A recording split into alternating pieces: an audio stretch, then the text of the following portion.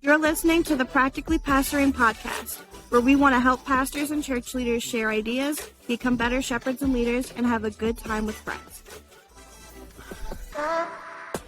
Welcome back to the Practically Pastoring Podcast. My name is Frank, and I am here with gentlemen from across this great United States. Over in Baltimore, Maryland, we got Jeffrey Simpson. Hello, my good sir. Down in Sumter, South Carolina, eating all the biscuits, we got Delmar Pete. All the biscuits. Good morning, good evening, and good night. And with power, at Andrew's church, surprisingly enough, we got Andrew Larson. Hey. And Timothy Miller. Hello, hello, hello. Guys, you survived the hurricane. Everything in one piece. You built your houses, your churches. Everything okay? I think Dell got it worse than Tim did. We barely had rain. Andrew was without power, and Dell, you probably got it pretty bad. It was a hurricane? It was a little one. We got the second one in South Carolina. It was like y'all threw it out and threw it back to us. We got some wind, and I didn't lose power, though. So that was kind of cool. I had no power from Wednesday morning until Saturday late afternoon. Andrew was the first to text me without power and the last to text me that he got his power back. How much food did you lose? We lost a couple pounds of frozen chicken, a couple gallons of milk. We ate all the ice cream as soon as the power went out, though. Smart man. I thought, Jeff, when you asked that question, I thought you were saying, like, how much food did you lose? As in, like, okay, let's get to our emergency stash. And it's just like, no, when the power goes out. Yeah, bro, how much of your prepper supply did you go through? I love that they lost all the chicken, but they made sure they ate the ice cream. Why didn't you grill the chicken? Right. Because it was dark by the time we were like, oh crap, wow. It's not coming back on today. So we grilled chicken Thursday night, but not Wednesday night. I get a little bit more nervous about like having my propane tanks filled in the wintertime here because we lose power like that. You know the best thing about a hurricane, at least here, is the weather after the hurricane. Oh, yeah. All the humidity's gone. It has been awesome here. I mean, we snuck over to Disney, and it was the best weather of the year. We both Disneyed on Friday, and it was so nice that we didn't even feel compelled to like make our kids see each other because we're like, no, this is too good. Yep. I will tell you, though, guys, I did have fellas reaching out to me asking how y'all were, people who listen to the podcast, asking how y'all were down in Florida. Aww. So that's really nice, yeah. We're good. Well, if they were watching the Weather Channel, then all of Florida is dead. I know, That's right? True. That's very true. Did you see that one reporter who was like struggling in the wind, and there's a guy just walking behind him normal? Yeah, It was hilarious. We get that every time. Classic. But no, Fort Myers, Sanibel, Caladesi, that area will never be the same. Yeah, really. Up where we are, where Frank and Jeff are from, we're fine. I mean, Fort Myers is basically gone. Yeah. Along the coast, there's nothing left there. It's crazy, dude. I know someone, they're my VR friend, and their mom lives in a retirement trailer home in Florida, which is like a big thing down there, I guess. Huge. Yeah, very big. That's literally where my parents are right now while that's where she was. They lost everything. Oh, yeah. The whole house is just gone. Yeah, dude. Yeah. Wow. I lived in one of those when we first moved to Florida, and it was pretty wild. Yeah. Tampa is like so lucky. Like that Tampa Bay area for like 100 years. 101 years. Yeah. This one was supposed to get us. They didn't even name hurricanes the last time we had a direct hit. Yeah. Wow. It's crazy. Well, what you guys said the morning after? Yesterday was Sunday, and today's the morning after. Yeah. How was y'all Sunday? Anything eventful happen? It was glorious. We had, a full house, but at, 9:57, the internet decided that it was not done with the hurricane yet, and we lost our live stream completely just moments before the service started. So that was frustrating. Isn't that the best one? Then you get all the text messages. Yeah, it's like, why are you texting? Hey, the live stream's off. I'm trying to get on the live stream. But so that was frustrating because we had worked to get everything back on since power had been out for a couple of days, and it literally would have been unplug the main router and plug it back in. That would have fixed everything. But by the time we realized that, it was 9:57 on Sunday morning. Yeah. That said, it was maybe our second or third biggest attendance-wise Sundays of 2022. So that was encouraging. Yeah, same for us. It was a big attendance Sunday. The room was really full. There was a lot of energy. There was like the week before, was pretty low because a lot of people were traveling. They kind of, people really do end of summer stuff here. And so they really were doing like the last trip to the ocean, last trip to wherever with the family. And so they're all back now. School is really in full swing again. And so it was a full house. It was really fun. And we got a class tonight. So looking forward to it. Yeah, church was... Oh, go ahead, Frank. I was going to say, I think we talked about this last episode. It was just Jeff and I. But we made a big decision, and we have officially brought back greetings for one another in a post-COVID world. So, not post-COVID, whatever time we're in right now. But yeah, people greet one another. So that is exciting. You heard it here, everybody. Frank says COVID's not real. You can reach him with your comments at frank@qanon.org. That is frank@qanon.org. Yeah, man. Now we're going to get ripped off of YouTube and Spotify for your conspiracy theories. Sure, QAnon is a nonprofit? That's smart. And this next Sunday we're bringing back more traditional communion elements. We're going to have both. We're going to have the prepackaged stuff, but we're going to also have the bread in the cup. So pretty exciting stuff happening over here at Epicos Land. Okay, Del, I interrupted you. Well, how was last Sunday for you? Last Sunday, well, I haven't been here in 2 weeks. So 2 Sundays ago, I got to preach for the first time at my new church, which it felt like being home. And then this past Sunday was fantastic. Just like you guys, I guess people are getting back into like the normal life of this time of year.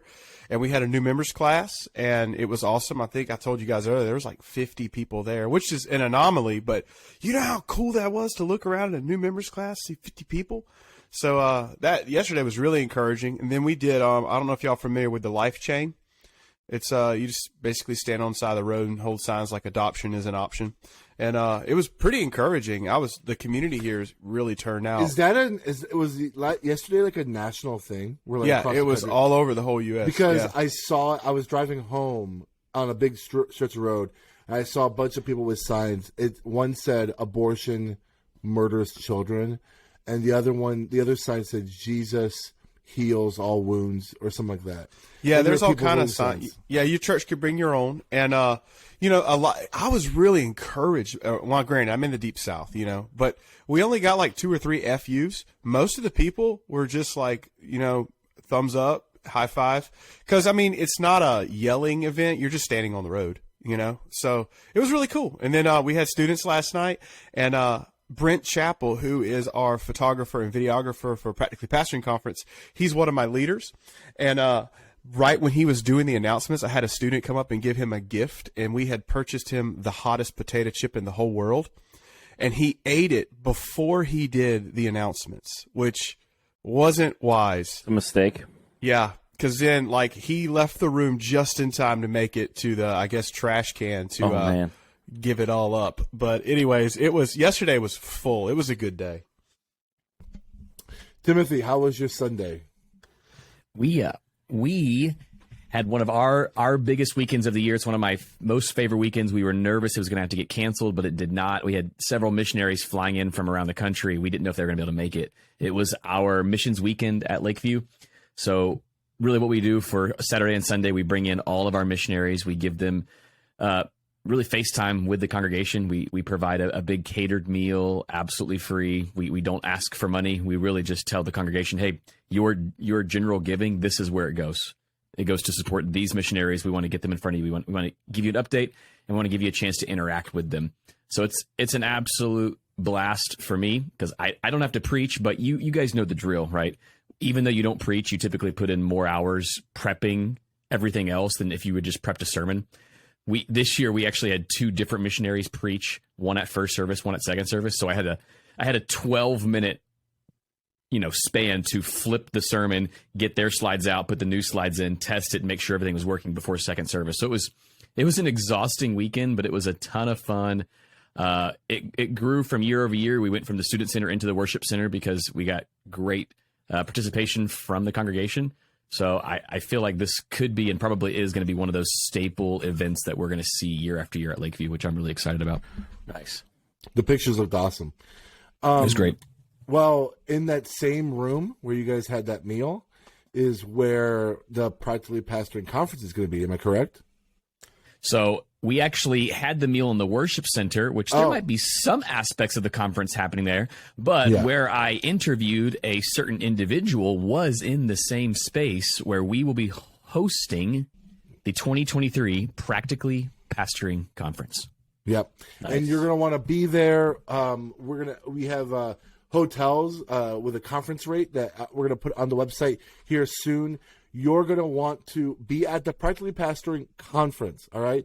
It's Pastoral Appreciation Month right now, and so now is a good time to go to your elders or to your deacons or whatever your church governance makes decisions, however that works out. Go to them and be like, hey, you want to appreciate me? Don't give me another leather-bound Bible. I already have 40 of them. Don't give me more things for Logos because, I don't need it as much as I need community. And where I want to find community is at the Practically Pastoring Conference, all right?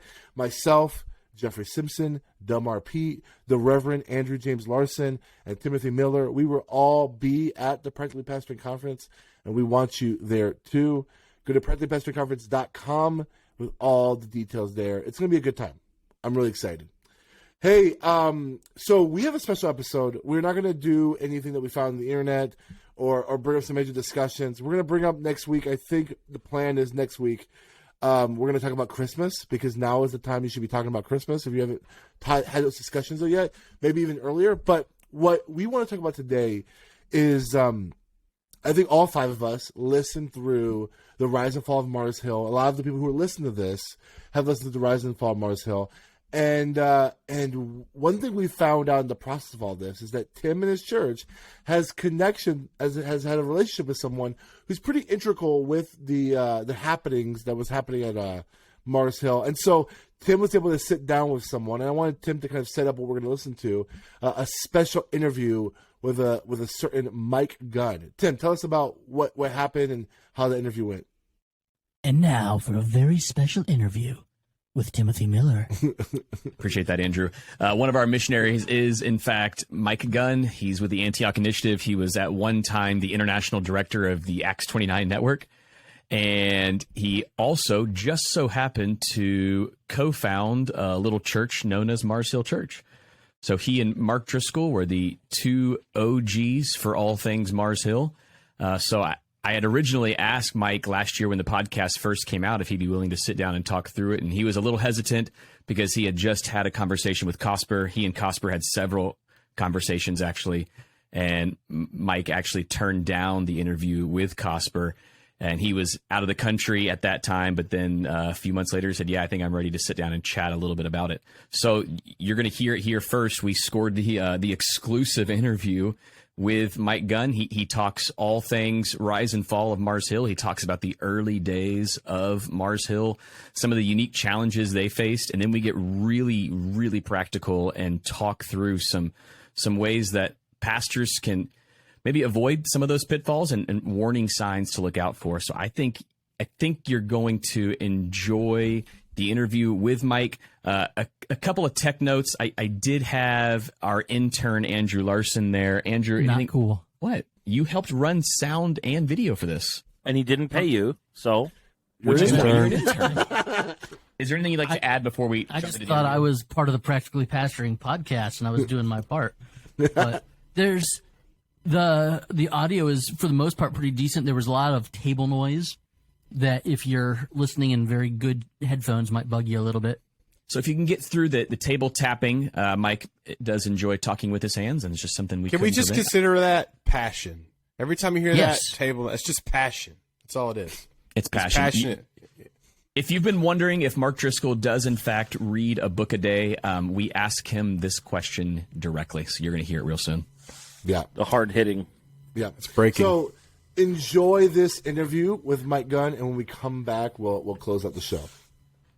All right. Welcome back to the Practically Pastoring podcast. I am Tim. I'm sitting here with a good friend of mine. We've gotten to know each other over these last few years, mainly because we, as a church, Lakeview Church, support him and his ministry, which is Antioch Ministries. You'll get to hear a little bit about that. But I want to introduce you to Mike Gunn.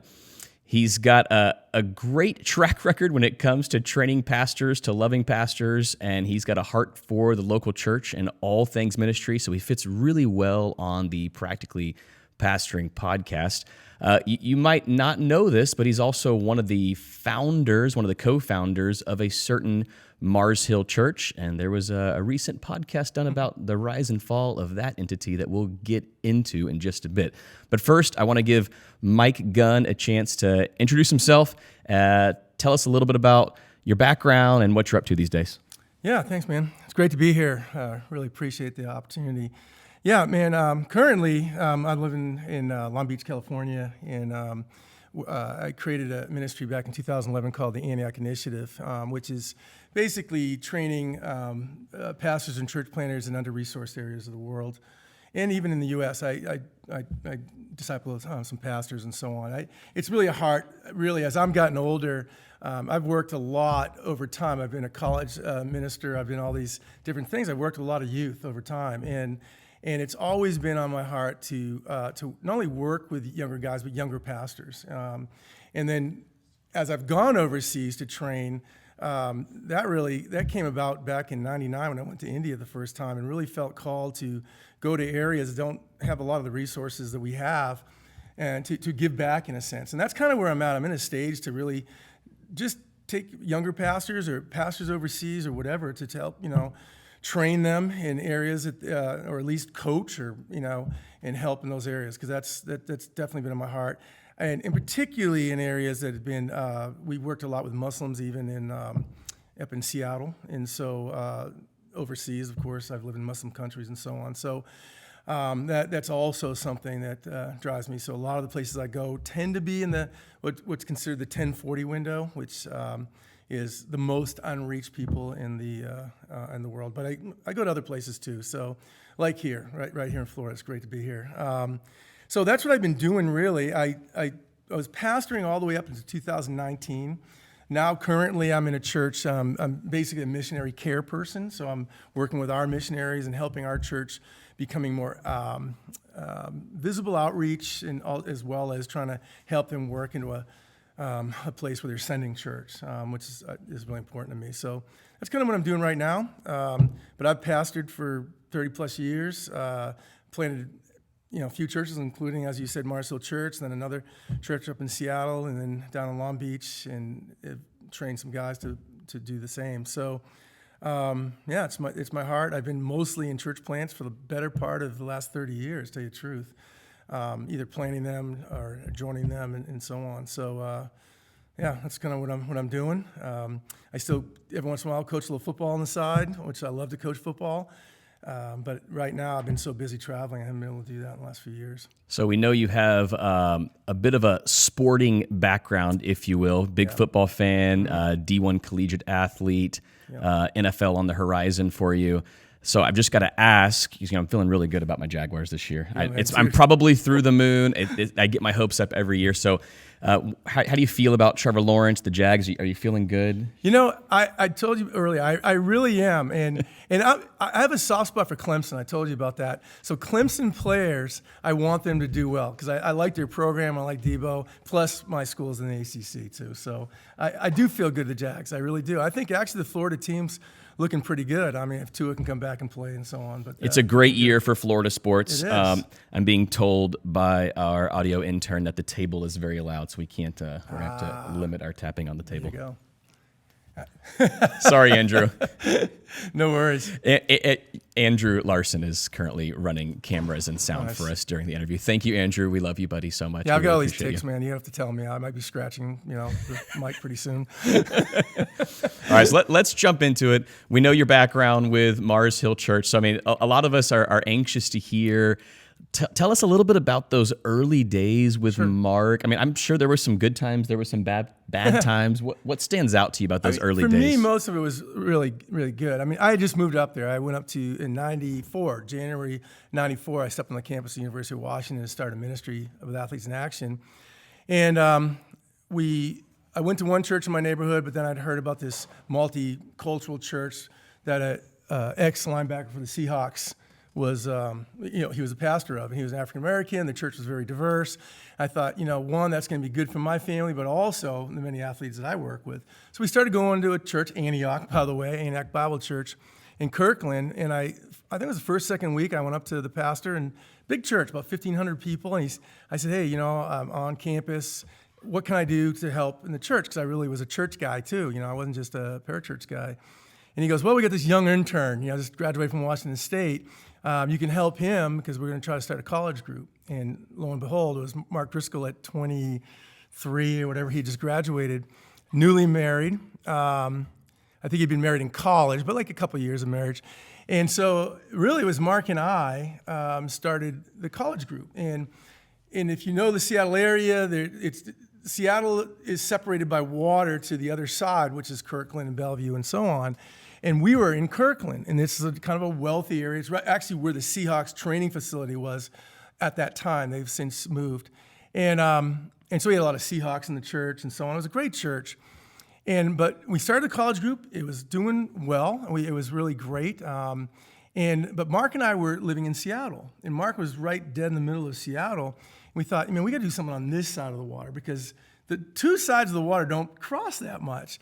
And so we got a place, a church right across the street from the zoo, and we called it the Zoo Crew. I think it was Driscoll's name, and we started this basically outreach, and it seemed like it got to 300 pretty quick, or 200 or whatever, and it was going great. And so we're just stumbling through a lot of this stuff, and things are growing on both sides of the water. And we had an idea, and actually I had an idea. I think it was one of those things. Mark and I had ideas separately, but we came to terms and said we want to start a coffee shop. And this coffee shop is going to be this place where people can come and and there's going to be great coffee, but there's going to be bands, and it was going to include the arts and music, but also these theological discussions. This is me and Mark. And so we set out to start this coffee shop, and we went over to across the state to a place that had a Christian coffee shop and all this. And it soon became kind of obvious that we didn't know what we were doing. And we didn't have any money either.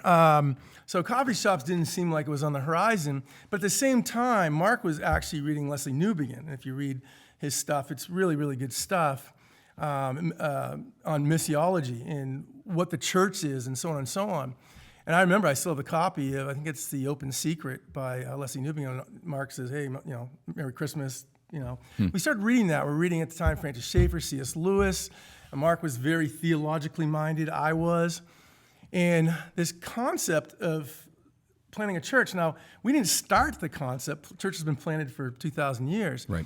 But the push in America, I would say, really,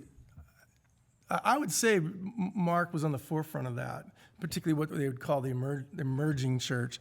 And so we started thinking in those terms. And so we started a Bible study, and you probably heard Driscoll talk about it, in his house, and that grew, from 15 to whatever. And we went back to that place, the zoo, the church with the zoo, where we already had, it was an upper room. It wasn't even the main room. And it grew and grew and grew. So we decided we're going to plant a church. So October 6th, 1996, about 2 years after I met Mark, we officially planted Mars Hill in that. Actually, we planted downstairs in the main church. There was so many things going on. Depends where you want to go with the story, but Sure. It was an incredible time, to tell you the truth. And obviously we were close to Mark. There's a lot of things I could say about Mark that were really, really good. One of the things I think I saw in Mark, and I was the older guy, so I think I'm 11 years older than him. So he was 23, I was 33, 34, something like that. And so I had a little bit more maturity as far as age. My wife would say probably not as far as mentally, but I'm still stuck somewhere in junior high. But I saw in Mark, I think what a lot of people saw in Mark, and that was, man, this guy's, he's I don't want to say, talent's kind of weird, I'm a football player, so talent comes out, but Sure. Mark was a guy that had a lot of skill sets, and you could see that in. Even in his early preaching, was he great? Well, no. He was stumbling over things too, but very smart, major recall of things, and a great vision guy. Yeah. And so I think that's where we really started seeing growth with Mark's just ability to kind of speak to his generation.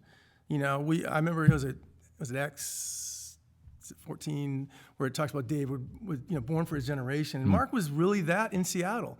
Seattle was coming right out of the grunge scene. We were connected to the music scene big time. We had guys like David Bazan coming to church. I mean, these guys were pretty big performers in the Seattle area. And you had Tooth and Nail, which was a major label coming out of Seattle. We were connected to them. Recently, one of the founders, unfortunately, died last week. It was very, very sad. He started what's called the Paradox Theater, which we planted a church in. And that was, as a matter of fact, it was some of the obituary stuff has come out. There was articles in Seattle that Mars Hill saved the underage venues in Seattle because they were trying to shut them down. So there was so many things going on that were real positive. And the best, of course, was seeing these, at the time, 20-somethings coming to Christ. And legitimate people coming to Christ and being baptized. And seeing a lot of that. So it was really, in that sense, an exciting time, and we did everything together because we were smaller at the time.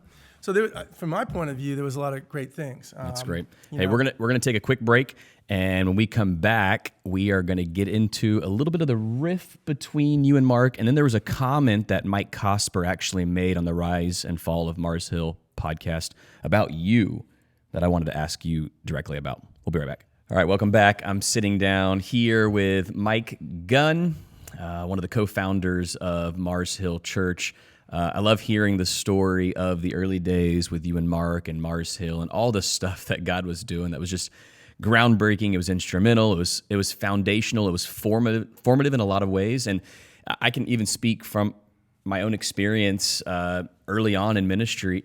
A lot of my formative years were spent watching sermons from Mark Driscoll. I mean, it had a big impact on my early days in ministry. So I know it was very formative for a lot of guys out there who were following the story of Mark and Mars Hill, which is probably what made the Rise and Fall of Mars Hill podcast so interesting for so many people. Yes, we all love to watch train wrecks, and we just can't look away when there is something like that happens. But for many of us, we were also kind of in on some of this story and watching it unfold. So getting to hear it after the fact was fascinating and interesting. So I wanted to hear from you as an insider who kind of had an inside track early on. Did you see anything early on, any red flags that you thought, okay, this could end poorly? What did you notice early on with Mark and you? Yeah, I mean, I probably didn't see anything that I would say would end poorly, but I can see in retrospect where that could end poorly. So from my perspective, Mark, we generally was very positive. What people don't notice, I think, and I don't know if the podcast really brought out, is Mark had a heart for people. I think that's unfair.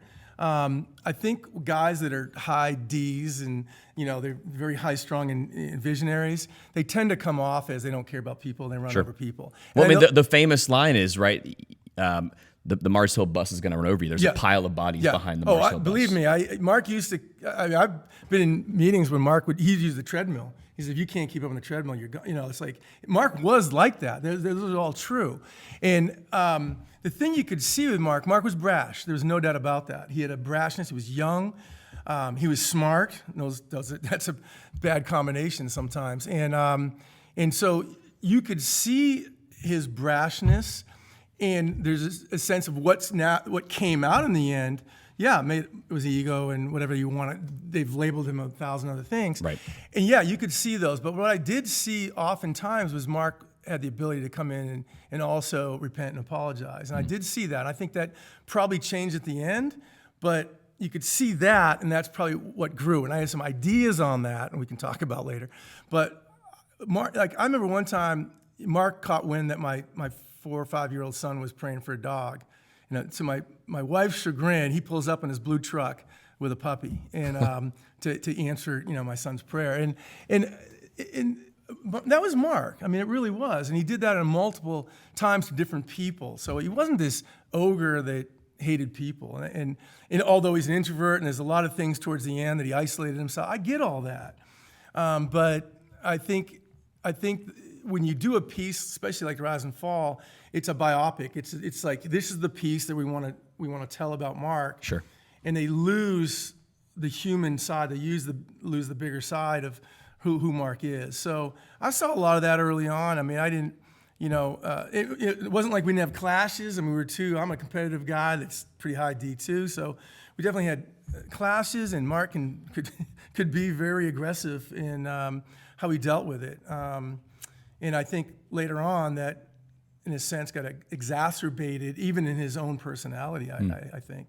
So what happened between you and Mark? Was there a riff? Was there a reason that you two parted ways? I mean, was it a Paul and Barnabas situation? Well, it's funny.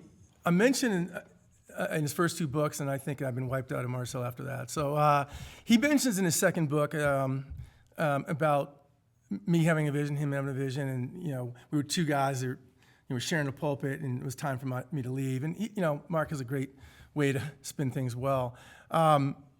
Both books he gave me. I read through them. Anything else you want to add or subtract or whatever. So I didn't have any problem with his take, but it's his take. It's his personal understanding of how things went. I would not say. It's kind of funny. I've talked to friends. Matter of fact, one of my friends had just become an elder of Marcel, and it was kind of a battle because there was some certain things in his life, and we had to work through those. And he just become an elder. He really wanted to be a pastor. He was going to seminary, and literally we had an elder meeting.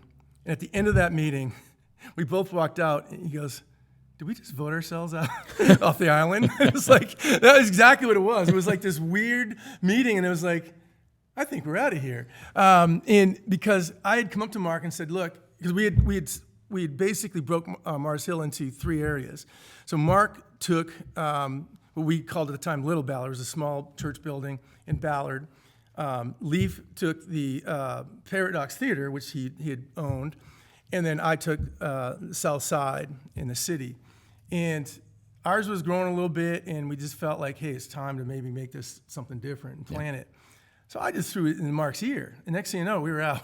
And so I think really in Mark's mind, Mark, I remember we had this meeting at Mars Hill where people were moving like crazy.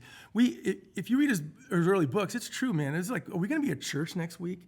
Our offering was just $2, and no one came or whatever. And people were leaving, not leaving the church, but leaving the city and stuff. We had a meeting like, who is with us? And Mark is very pragmatic, and Mark is very present.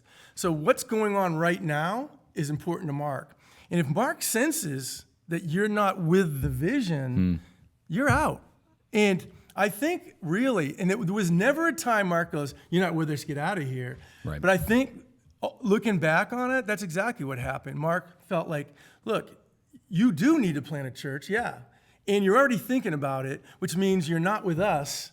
So, and that meeting just turned, and next thing you know, without planning at all, we were out in planning a church. And so it was a weird time, but I wouldn't say there was animosity at that time other than, the normal meeting where we don't agree with each other kind of stuff, but on whether it be vision or something like that. There was certain vision things that I was pushing and certain vision things he was pushing, and they weren't completely congruent.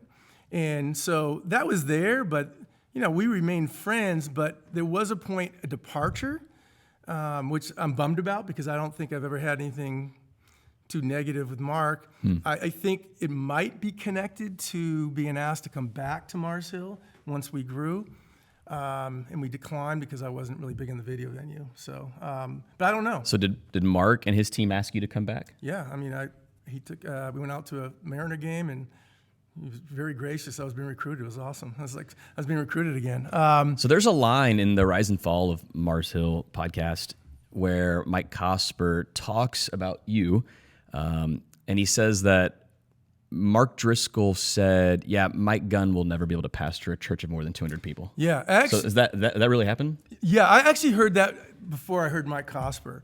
He said that. I can't think who he said that to, but that came back to me. And as a matter of fact, I think it was when I was still at Harambe. And yeah, I knew he said that. And it really doesn't, it really, tell you the truth, didn't bother me. I don't know why it didn't. I mean, I have an ego too, you know, but it didn't, because I know where it's coming from and I know his reasons. Yeah, he's probably right. You know, his thing and me, he told someone that I was actually, when I was using him as a reference once, and he said, you know, Mike's fine, but what do you call it? He said, Mike struck with wanderlust, you know? And it's true. I always feel like I'm more like Paul than, you know, a Barnabas maybe. And I'm more catalytic. It's true. I've moved around and so on and so on. And I think Mark saw that as, I don't know if he saw it as a negative, but he saw it as a reality. And even when I was planting, I was traveling overseas. Mm-hmm. And well, you were instrumental with Acts 29, right? Yeah. What was your role with Acts 29? Well, that's another thing. Okay, Acts 29, let's talk about that. Because if you ask Acts 29 right now, they would say the first international director was probably Kevin, I'm trying to think, he's over at down in Texas, Kevin Peck. That's not true. And that there's a lot of reasons for that, because early on in Acts 29, it was a good old boy network. It was a wild, wild west. And so I went out to breakfast with Mark probably around 2006, this is my guess. I'd been out of the Mars Hill fold in my own church for 4 years. And I said, Mark, you know, we're working with Muslims. I got a heart for this and Muslims and stuff. And, you know, I'd like to see an Acts 29 international. And we weren't even close to international. Might have had a Canadian in there, but, you know, I don't know if they counted. But so he goes, yeah, go ahead. So I did. You know, I became a director of Acts 29 International. They did budget me, so it was real. But it was kind of a weird time, because I would literally, you know, I decided, okay, I'm breaking the world into regions. And I put different guys in different regions so we can start thinking about how we could plant in these regions. And I was more responsible for more Muslim countries and Africa and places like that, because that's where my heart was. And I had a couple guys in Europe. And literally, we'd get, in Europe and Australia, we would get an email, or they would get an email and say, hey, man, you guys are coming to Australia, or you're coming to England. That's awesome. And we're sitting there going, really? And we'd realize it was Mark coming. You know, he had set something up. And so it was this weird thing that, yeah, you can go off into Africa, but we're still doing our thing. So it was just kind of this weird thing going on. But yes, I was the director, and that's actually lent to me now doing a lot of stuff overseas in my own ministry. But it was just kind of a funny time. And then when Steve Timmis took over, obviously they structured things completely differently. Right. And I always remember, like, the first Acts 29 in Australia, the first Acts 29 in Ecuador, and me and my buddy are going, what the heck did we do back then? It's like, I mean, because we definitely had conferences back then, and the Aussies would tell you that. And I just was with an Aussie yesterday morning, really good relationships with those guys. So it was kind of a funny time, but yeah, I was the international director for about 4 years. They stopped the program. They didn't want to do international in 2010. That's when I went overseas and to live for a while. And they restarted in, I think, 2012 under Kevin Peck, I think. So anyways. All right, so interesting. Let's chat a little bit about the Rise and Fall podcast. When you and I first had a conversation about this over a year ago, the podcast was just kind of taken off. I think you might have been overseas. We were going to sit down and have a conversation, but I was wondering, did they reach out to you at all? Yeah. Did they want an interview with you? Yeah, I talked to Mike Cosper for quite a while on the phone. I said, I'll pray about it. Came back, said I want to do it. But then I So what was your reasoning behind not wanting to be on the podcast? A few reasons. One is I went through it in 2013, 14, whenever it all went down. You know, of course, I just come back from overseas, and I'd been out of Mars Hill for quite a while, but Sure. I'm connected to it, whether I like it or not. All my friends were still elders and so on and so on. I knew a lot of the inside, but not from the inside. So it was a gut-wrenching time. It was actually, my wife was saying, you need to stop reading all the stuff, because it was anxiety. I was sick to my stomach. I mean, it was bad. So I didn't want to relive something. I tell you the truth, I didn't understand why we need to either. Like, why are we kind of kicking a dead dog here? So that was one reason. The other reason is, I think with a lot of these things, I'm never sure of anyone's agenda. And now in retrospect, I'm glad I didn't do it. And by the way, there's a lot of us that did not do it. A lot of the inside guys did not do it. Did you talk to some of those guys? Oh yeah, I did. Matter of fact, in 13, I can't remember when Marcel went down. It was either 13 or 14, and I started calling some of the guys, some of the players, and saying, "What are you doing?" And we had conversations. I went out to lunch with one of the guys who had moved to Southern Cal. And yeah, so I did have conversations with guys not doing it for some of the same reasons, because what's the point of this? And Mike was saying, well, it will help younger pastors understand the issues. Yeah, Sure. okay, I get that. But I think you could have done that in 1 to 2 podcasts. I really do. I really think you could have said, here's some things to learn, about it. There's a guy, Alan Parr, who I really respect. He does, he's a YouTuber, influencer kind of guy, Christian guy. He did his take on it. He did a really good job. And it was one shot. He does a good job in warning pastors on certain things without judging everybody. And I thought it was a really good job. And that's, Alan has a skill to deal with tough things without really, hammering somebody. And I thought he did a good job. And I think Christianity Today could have done that, but they didn't. They went 10 or 12 episodes and went off into so many different areas that I don't think were fair to the whole situation. And I knew that was coming. And to tell you the truth, by the 3rd episode, which I got inundated with emails, I mean, my own daughter-in-law was like, probably didn't think I was into anybody until all of a sudden people at work was, isn't that your father-in-law? She goes, and she realized, wait a minute, he was, And so I finally listened to it, and I texted Mike Cosper immediately and said, this is the problem. Here's the issues I got. So what were the key issues you had? Yeah. Now, did you end up listening to all the episodes? Not all, but Okay. I listened to some of the big ones that everyone talks about. To tell you the truth, I didn't listen to the apparently positive things about myself, but I did listen to some. The bigger issue for me, and it probably is because a lot of us declined, but there was a lot of voices that they gave voices to that shouldn't have any voices. And particularly, I think it was the 5th episode regarding the complementarian versus egalitarian position. That was agenda-ridden. It was clearly agenda-ridden by Christianity Today, and it was completely unfair. And so they started, from my perspective, and this is my perspective, and I by the way, I respect Mike Cosper. I want to make that clear. Sure. From what I understand, he's a good guy. I don't have anything against Mike Cosper. But I did note what I thought about this. So I said it to him personally too, and he was really gracious.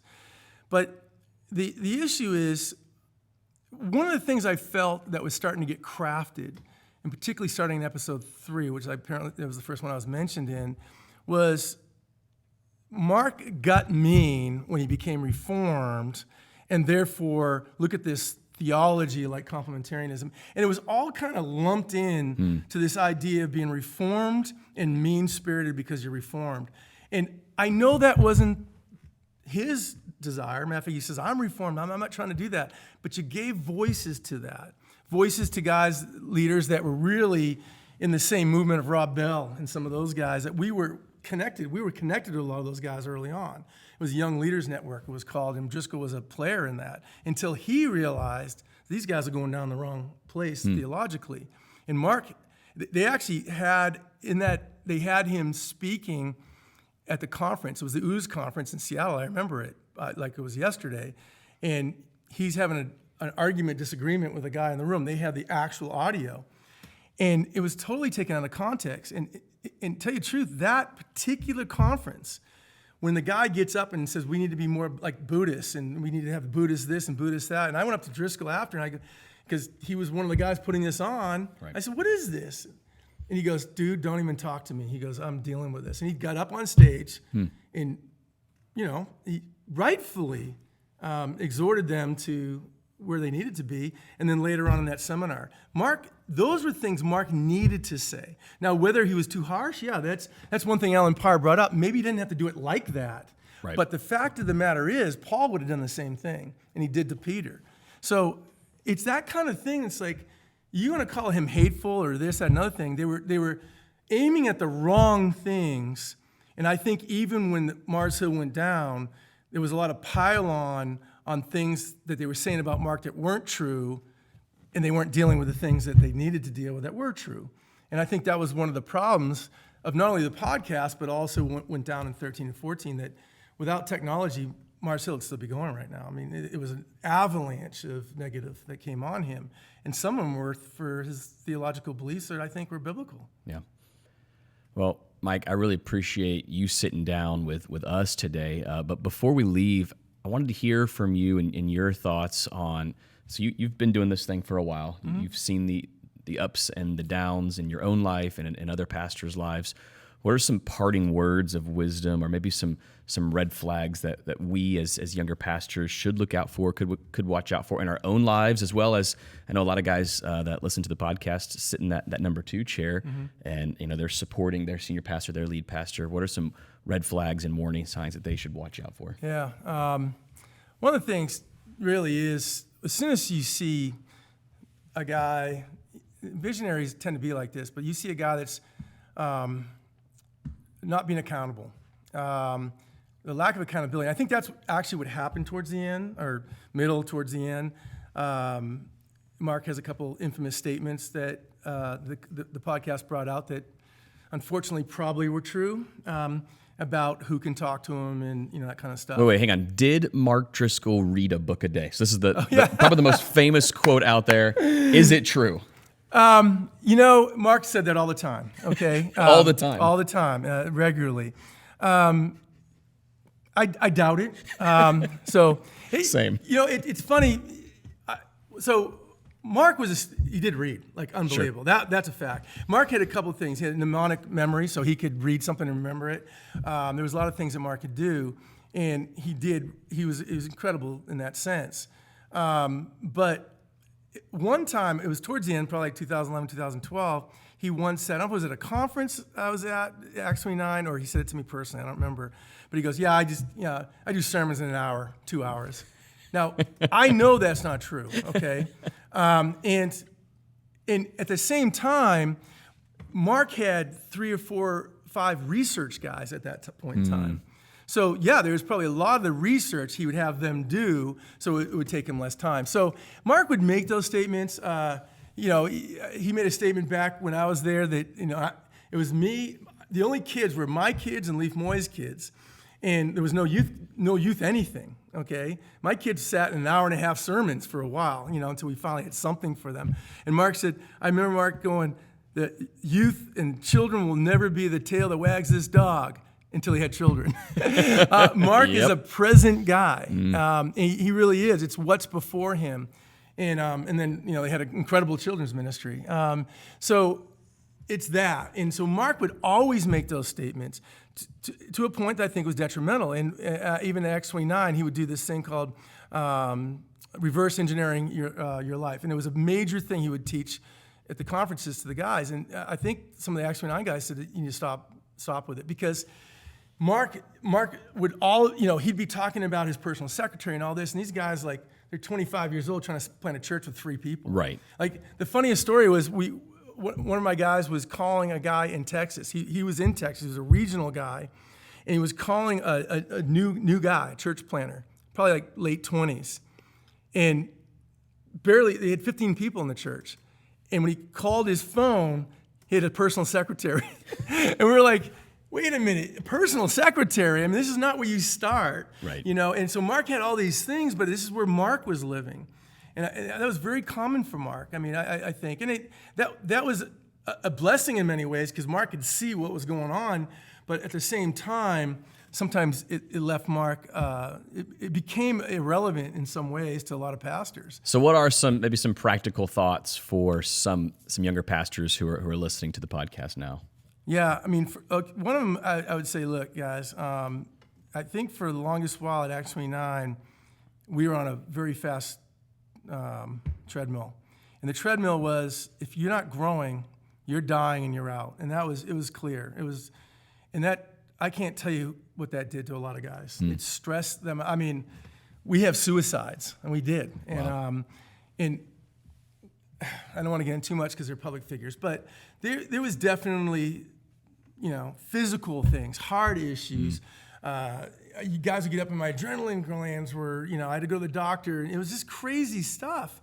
And you're going, there's something wrong with this. I remember we had a particular conference. It was large. We had probably 1,200 people by then in the Acts 29. And it was the conference they were dealing with. We had a suicide, so we were dealing with all the issues. And it was just, you're sitting there going, it's not the way it's supposed to be. Where's the joy? Where's anything here? And I think it was all born out of this idea that we got to go faster and faster. And I'll just tell this real quick story. I was part of we were doing this coaching training. So we were coaching, a bunch of guys. And we went through training. It was Bob Logan's training. And he would come up to Seattle and do ours personally because we had 20, 30 guys, and then he'd come up and do the training. Well, I was in India. I couldn't make one of the trainings, so I had to go down to L.A. at the time. I was living in Seattle for his general training on the same stuff so I can get the training I missed. And he's talking about the DISC test and the high D's and high I. Well, if you weren't a high I or high D in your assessment, most likely they'd pass on you. And so, looking at that, I'm like, that doesn't work. But so he made mention, and he wasn't working with Acts 29 guys. He made mention. He goes, "Hey, I just did this conference. These guys are all high I's and D's." He didn't say who it was, and said they will burn out. That will kill that organization. And at break, there was another guy that also, he was in Acts 29 that had to be there because he couldn't make them. He goes, "You talking about Acts 29?" He goes, "Yeah, you've seen my schedule, huh?" And he was talking about the Acts 29. We were a bunch of arrogant fools. And we're all this competitive, we've got to win this. And winning meant your church is growing. Your church is getting bigger. And if you're not, you got to break the 100 barrier. Then you got to break the 250 barrier. Then you got to break the 500 barrier. So what does winning look like for you now? I mean, you can't really take the competitive edge out of guys like you, Right. obviously. So Right. when you think of winning in ministry, what does that look like now? Yeah, that's a really good question because we always want some metrics, right? Right. And one of the things that screams to me in Scripture is faithfulness. And faithfulness is interesting too because a lot of times we have an equation in America. Basically, if you do things right, things work for you. That's an American thing. Efficiency and success means numbers, and so it's part of the problem we have in our churches, I do believe, because success equals growth. And there's so many church ministries like that. The DMM movement is, they talk about being small house churches, but it's 1,000 small house churches. Sure. And if you're not growing those, there's something wrong with you. And so there's always this idea of more and more and more, which to me isn't a very American idea. And that is that that if you do things right. So the Secret Church told us, and it's very true, if you have a charismatic speaker, an awesome youth group, and awesome music, you will grow. And I would say pragmatically, that's pretty true. The question is that success in God's eyes? There's plenty of churches of 20,000 here in America that I wouldn't send anyone to. So it has to be in the faithfulness to what God's called you to do. I try to teach this. And so we had values at my last couple of churches of these values of loving your neighbor, of loving one another, of these different values. If you can start seeing those growing, and of course people coming to Christ and so on, that is a faithfulness to the call of God on us. I mean, there's no sense. I mean, I'm preaching tomorrow, and I am talking about they grew because there is growth. Sure. There is growth, but and I'm not down on mega churches or anything of that nature. But what I'm saying is, growth does not mean success. And I can tell younger guys, like, look, be faithful to what God's called you to. And, I think D.A. Carson wrote a book about his dad as a pastor.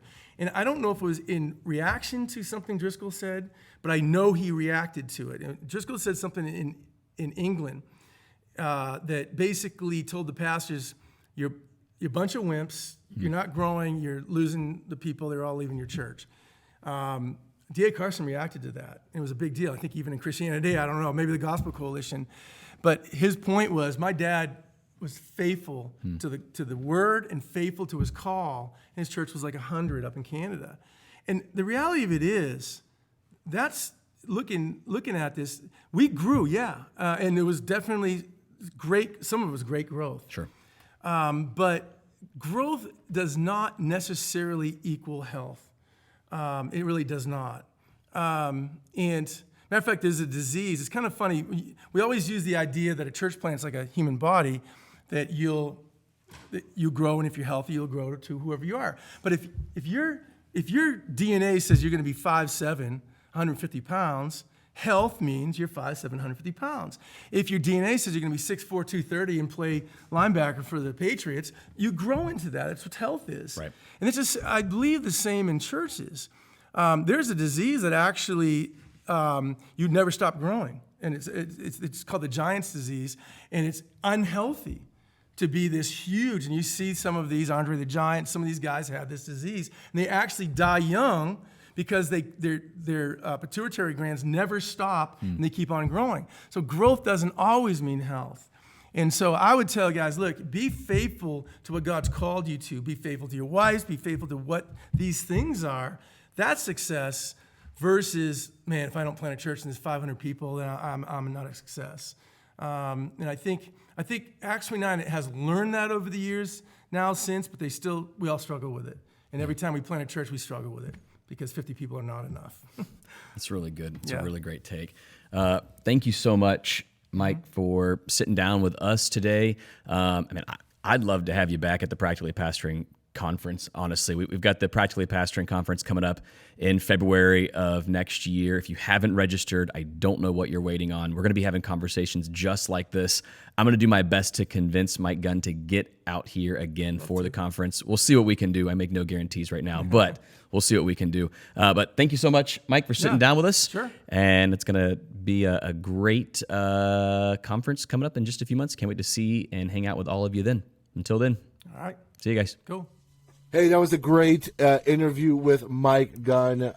Please, if you've enjoyed this episode, if you were a fan of the Rise and Fall Mars Hill, and you were listening with friends, Or if you were a fan of Mars Hill, that's or fine if you're too. a fan of Mars Hill, I would encourage you to share this episode with someone. Share it with your friends. Even last year when we had the conference, we talked a little bit about Rise and Fall Mars Hill, and I'm sure. We're still kind of gleaning from the podcast, and so we might talk about it again this year at the conference. So thanks, Mike Gunn, for listening, for the interview and for discussing the hard-hitting questions, especially the one that we were all wondering, did Mark Driscoll really read a book a day? Because that's one that I've been wondering for a while. I mean, I read my kids' bedtime stories every day. Does that count? You whole could book. say that. That's legit. Hey, sign up for the conference, practicallypastorconference.com. Go to our Facebook group. The conversation continues there. Follow us on Instagram. Follow us individually if you want to. Go to practicallypastoring.com for all those details. And we'll be here same time, same place next week. With that being said, I'm Frank Gill. I'm Jeff Simpson. I'm Delmar Pete. I'm Andrew Larson. And I'm Timothy Miller. And this is Practically Pastoring. See you next time. Bye. Thanks for listening. Get connected to other pastors by joining the Practically Pastoring Facebook group, where we get to share ideas and make each other better.